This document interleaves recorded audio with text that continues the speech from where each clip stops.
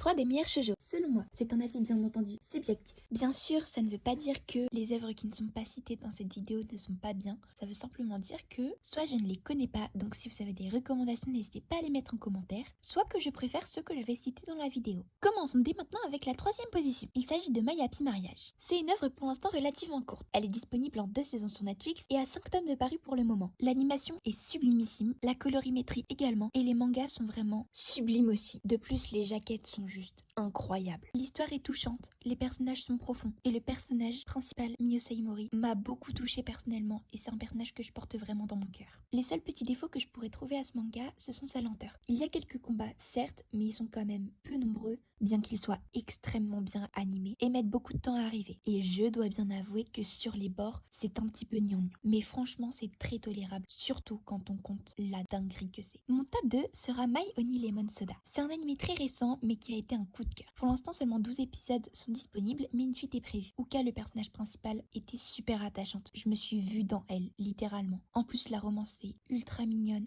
Il y a plein de scènes vraiment mimi. Le design des personnages est sublime, l'animation est franchement très clean. C'est vrai que c'est un peu gnangnan sur les bords et peut-être un petit peu lent. J'ai rien à dire de plus dessus, c'est vraiment incroyable. Allez regarder My Honey Lemon Soda. Et mon top 1, c'est bien évidemment Fruit Basket. Que dire, que dire? Tout est parfait, tout est parfait. Les personnages sont touchants, l'histoire est belle. L'animation qui a d'ailleurs été refaite très récemment est incroyable. L'anime est un peu long, certes, mais moi vu que j'ai adoré, c'était super bien. Et puis Toru, Toru, que je l'aime, que je l'aime. En plus, on en parle du concept super original de l'histoire, genre les signes du zodiaque chinois et tout. Vraiment, c'est un truc qui sort des shoujo classiques. Et ce que j'aime bien, c'est qu'on ne se concentre pas que sur la romance dans Fruit Basket, il y a aussi toute l'histoire avec la famille Soma à résoudre et Toru qui montre sa bonté intérieure, sa naïveté et vive Toru en fait. Toru, la green flag originelle. C'est la bienveillance incarnée cette meuf. Franchement, on devrait tous prendre exemple sur Toru. En plus, tous les personnages sont touchants, bien écrits.